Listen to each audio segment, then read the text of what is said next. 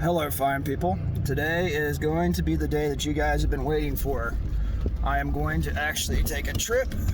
Sorry about all the bouncing and whatnot, but I'm trying to do this while getting to the location. Probably not the greatest idea, especially on the roads in this area.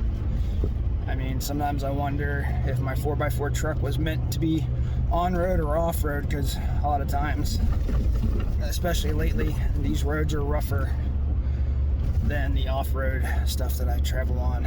We're gonna head down to the bus today. We're going to get some measurements and take a few things apart. So, with that being said, you're gonna be happy, I'm gonna be happy, and we're gonna start seeing some progress. So, I'll see you there.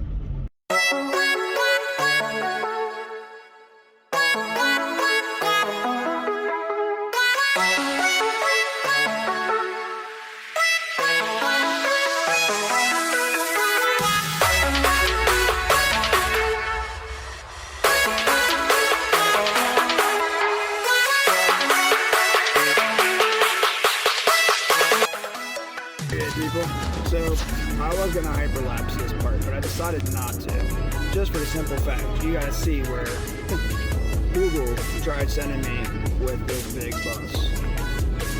And right now it doesn't look so bad, but it's going to be bad for even my big truck. So it gets a little tighter right here, but it gets even worse once we get down further, and you can tell that people hit the rail on a regular basis. It's just that tight. This area was actually used in a movie at one point in time. Some of you may know what that movie was. It had to do with rollerbladers. I can't remember the name of the movie offhand myself, but it was shot in our area, and they used this road because it's a great downhill for rollerbladers, just not for traffic. As you can tell, that was kind of sketch. But this road like breaks away, like it's sliding down, and they wanted me to drive a big old bus down this road. So yeah, this ain't even the hard sketch parts. There you go. Here's a perfect example.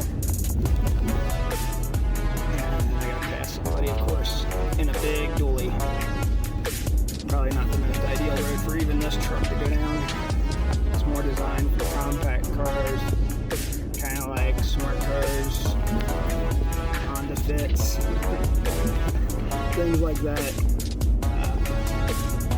But yeah, if I can remember the name of that rollerblade thing, I'll put it in the description below or something. But we'll go back to the time lapse.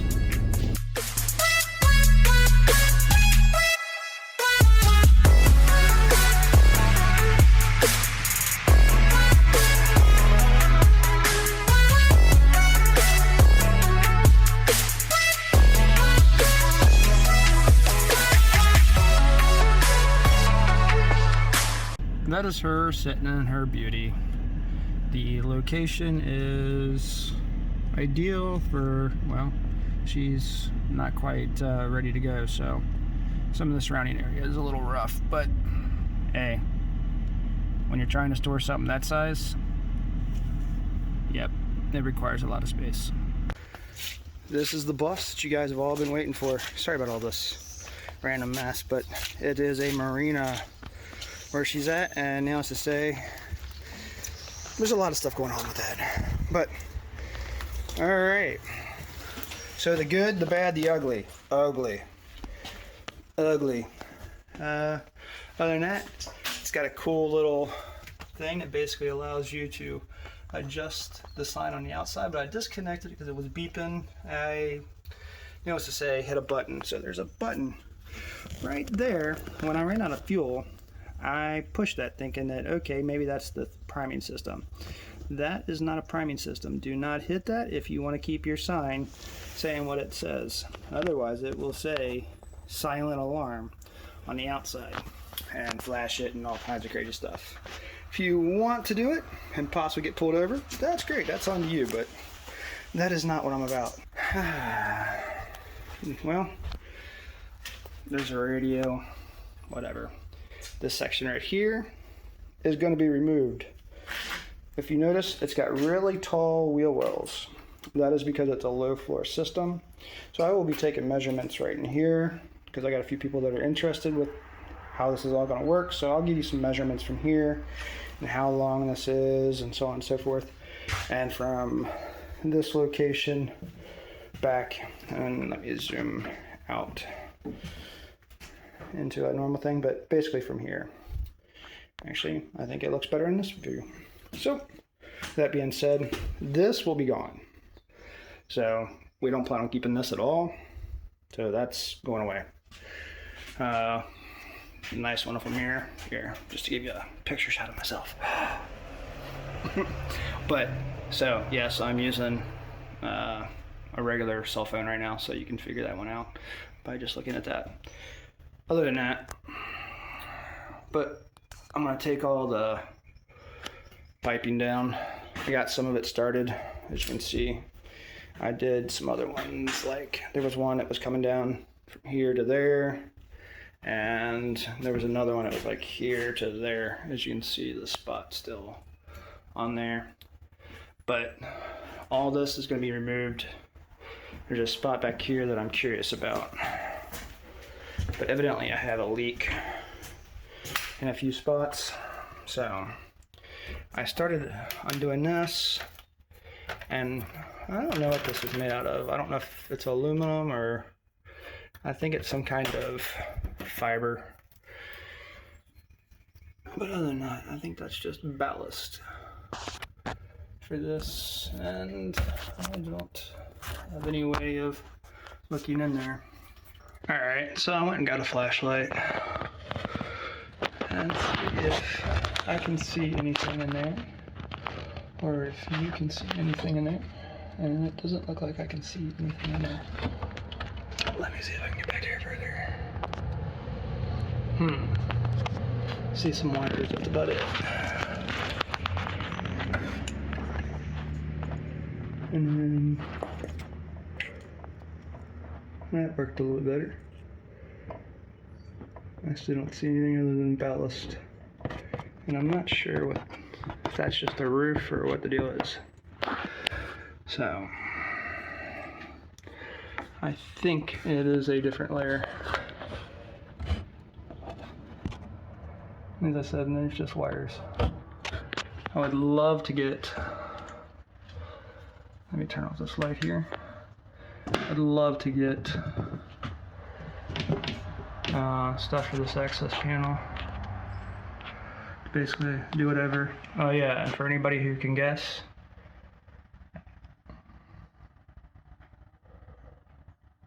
but I'll let you in on a clue. Someone was curious what this and this was. Obviously they knew what that was. I don't know if I'd be eating a hot dog on a bus, and that type of radio, wow, that's seriously outdated. This is the 2002, they didn't even have them kind of this time and era. So, I'm guessing that access panel shows me more of the exact same, but if I go and get something, undo that, I'll be back.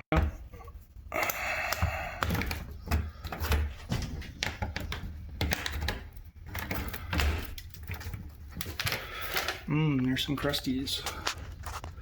Alright, I can see this is going to be the same. Let me get some light on the subject.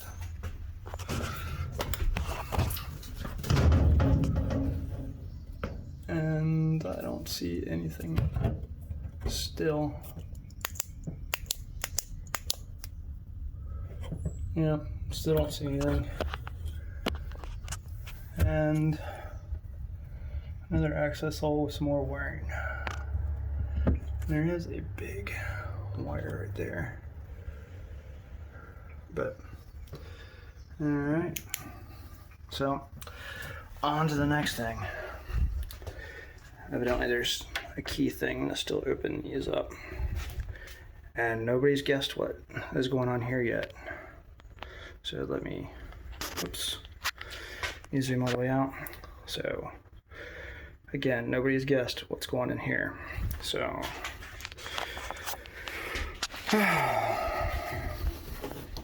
let's get some of these bars the rest of the way out of here. So, yeah, some more Allens. All this is held up with Allens. Bigger ones, and then, of course, the small ones. So, I'll save you the headache and aggravation of me tearing them all out. I'll show you some of the process, and we'll go from there. All right, back again.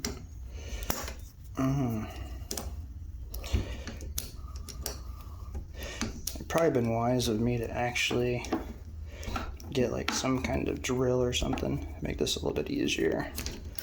But maybe I should have called it the struggle bus, because a lot of things that go on with buses are struggles.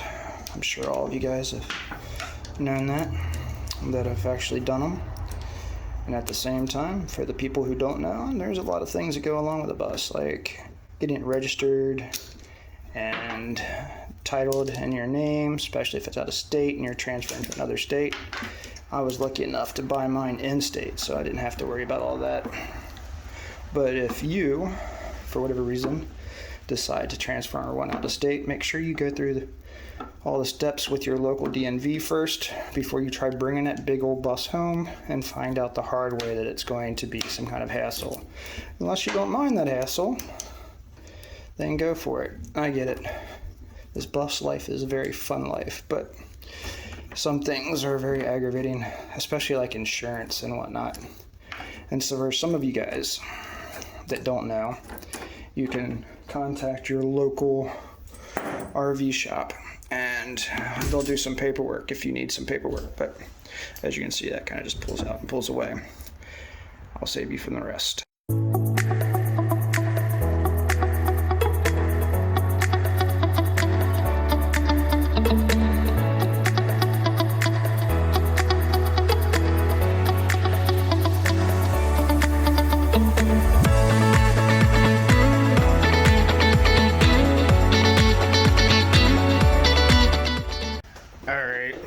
Hopefully that time-lapse footage was usable, considering I was holding on to it. It may be garbage, but as you can see, I got that one done and all of them done. So now I just gotta do the top sections. That looks like fun.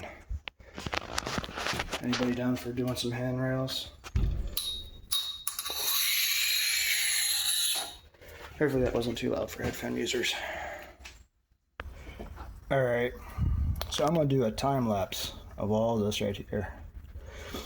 So that way you don't have to watch me holding the camera. So that way it's usable.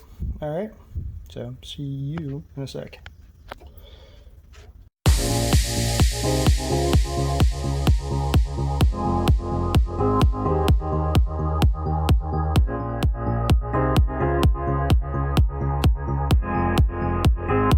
Okay, as you can see, I got all these knocked out.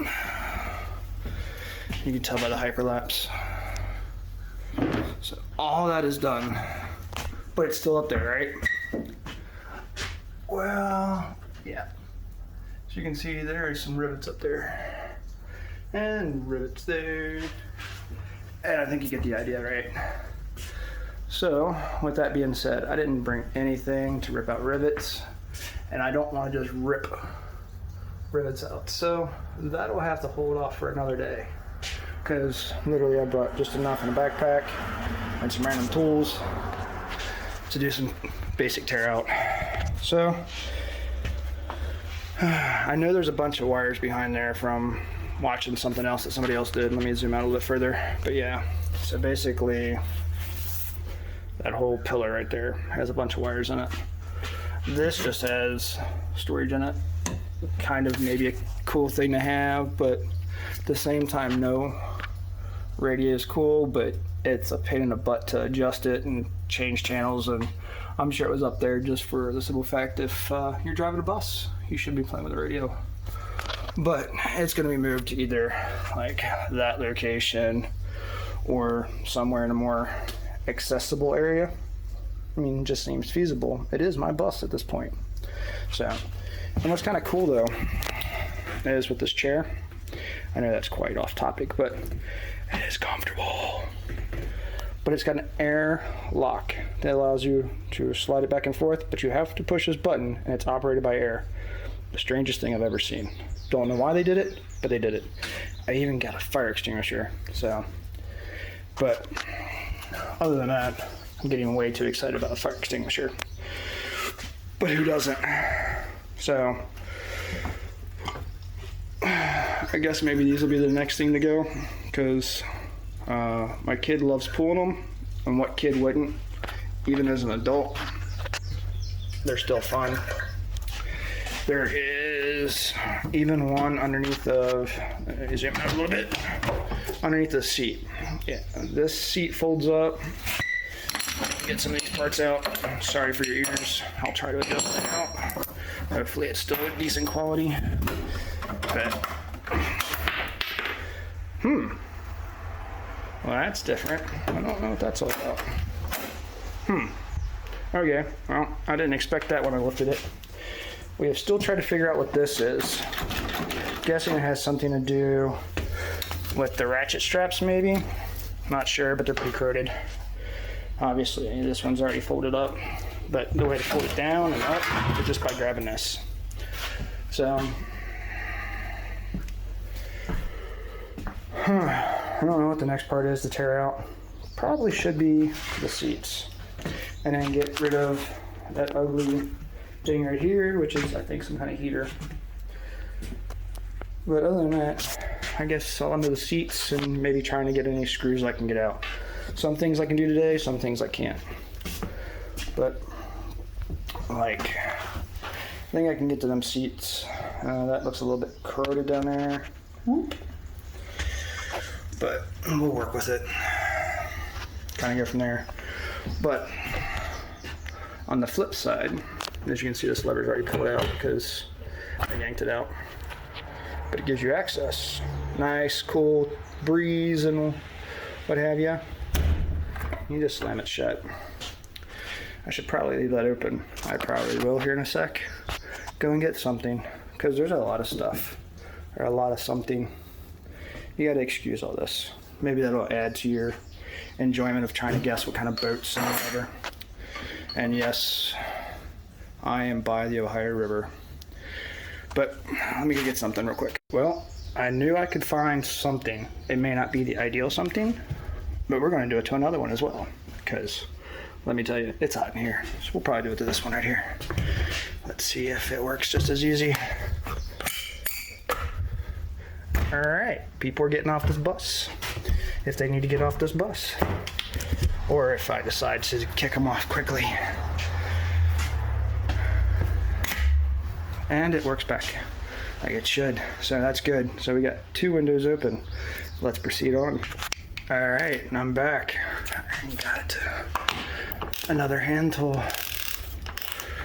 I should have an impactor in somewhere, but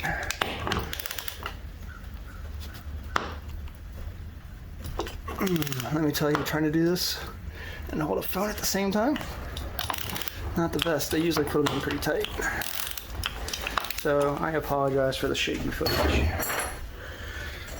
Let's see if I can get in there a little better with light.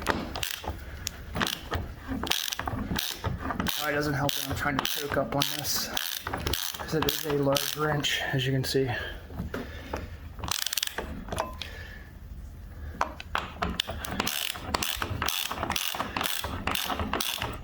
But you get the gist of this. Now to this side, because that side's down. Yep. So this is weird because it puts it in a different spot. And of course, go figure. Why, people? Why? Why use different size if it would actually, the weight balance is so far off. Downside of using a mobile phone instead, even if it is a flagship. But why, people? Why use different bolts here than there? I get it, it's a custom thing. It's not something off the showroom floor, but still, people, come on, hold on. Okay, we're back, people. Guess what? It's a green one now. And there we go. Now you can see it, green. If you use Harbor Freight tools, you'll know what size the green is. not, go to Harbor Freight Tools and go look what size the green one is. They were cheap that day, so that's the reason why I got the colored ones. Otherwise, I would just got the regular one, because now they're all scratched up and look horrible, just so you know. But they are really durable. Sucks that they're made in China, but then again, what isn't? Not anything against China, personally, or any of the people there, because I really love Chinese food. I know that sounds so horrible to say that, but I do. I really do. And go figure, there is a nut on the back of that. So I'm just gonna have to put you guys down. Sorry.